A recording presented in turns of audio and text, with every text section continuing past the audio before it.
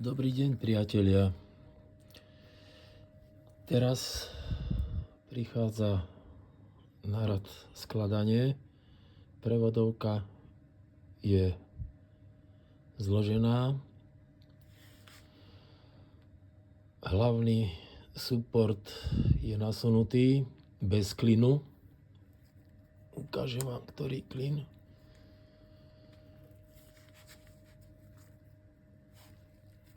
Ten je zasunutý v tejto časti. Týmito šroubmi jeden,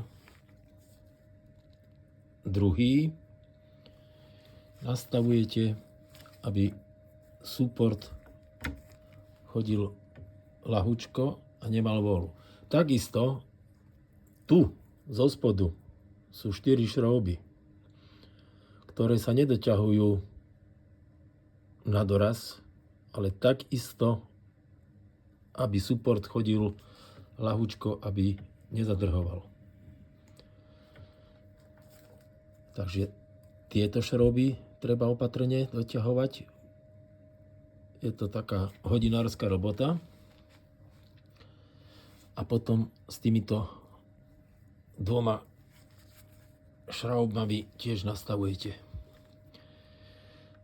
aby suport chodil ľahko a nemal vôľu. To je jedna vec. Teraz ideme zložiť vrchnú časť.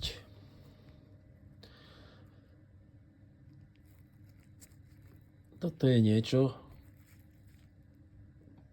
čím nastavujete axiálnu vôľu hriadele. Tie 3 červíky, čo tam vidíte, tým sa doľaďuje vôľa.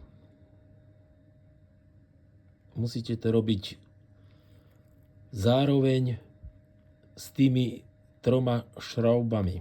To znamená, tie šrouby netreba dotiahnuť na doraz, ale najprv treba doľadiť s tými červíkmi doraz do tohto vnútra, aby táto hriadelka nemala takto vôľu.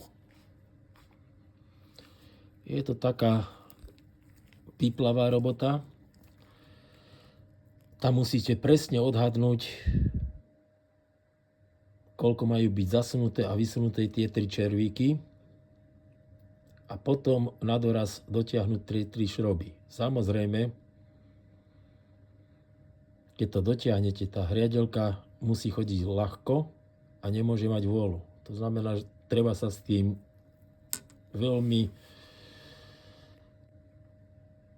pohrať, aby to bolo 100% doladené. Ďakujem za pozornosť.